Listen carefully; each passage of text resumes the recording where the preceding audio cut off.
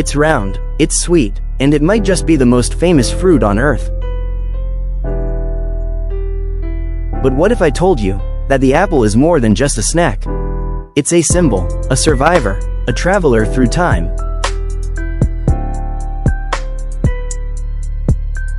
This is the story of the apple, like you've never heard before. Let's start with one of the oldest myths in human history, the forbidden fruit from the Garden of Eden. For centuries, people have imagined it as an apple, but the original Bible never mentioned any apple at all. It just said, fruit. So how did the apple get caught in this ancient blame game?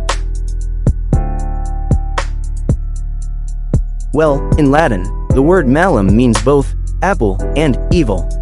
A simple pun in translation, and suddenly, the humble apple became a symbol of sin. Ironically, that very symbolism only made it more iconic.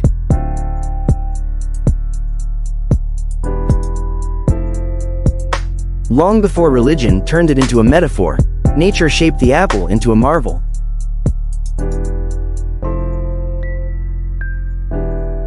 Deep in the mountains of Kazakhstan, ancient apple forests still grow today. This is where it all began, home of Malus sieversii, the wild ancestor of the modern apple.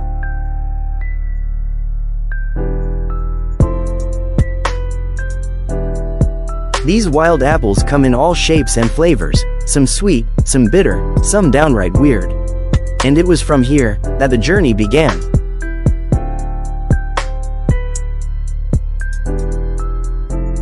Thousands of years ago, traders on the Silk Road carried apple seeds across continents.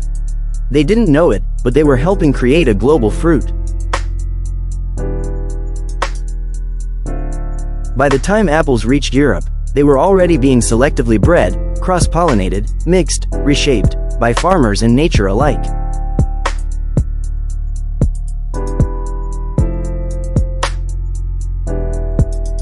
But apples aren't like bananas. They don't grow true from seed. Every apple seed grows into something genetically unique. So if you plant a seed from your favorite apple, you won't get the same apple again. That's why almost all apples today come from grafting, a technique humans have used for thousands of years to clone the apples we love. When European settlers arrived in the Americas, they brought apple seeds with them. Not to eat fresh, but to drink. Early Americans turned apples into cider, and not the sparkling stuff we sip at holiday dinners. We're talking about hard cider, fermented, alcoholic, and safer to drink than water at the time. One man, Johnny Appleseed, became a legend by planting apple orchards across the frontier. But fun fact, his apples weren't sweet. They were mostly used for booze. So yes, early America was fueled by apple alcohol.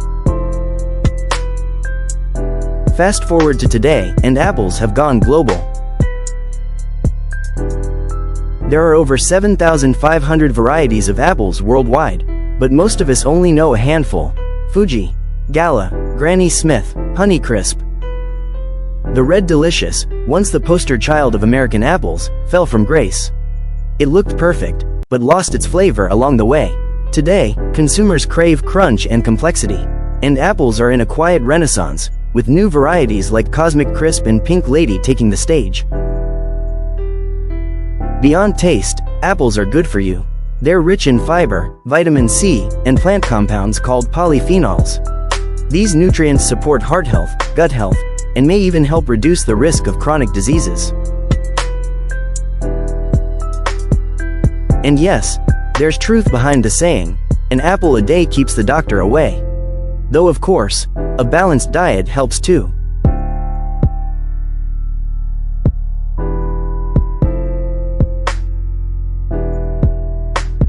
But apples didn't stop at food.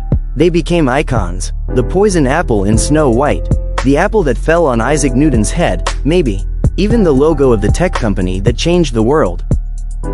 The apple became a symbol of knowledge, temptation, and innovation. Not bad for a fruit. So next time you pick up an apple, remember, you're not just eating a fruit.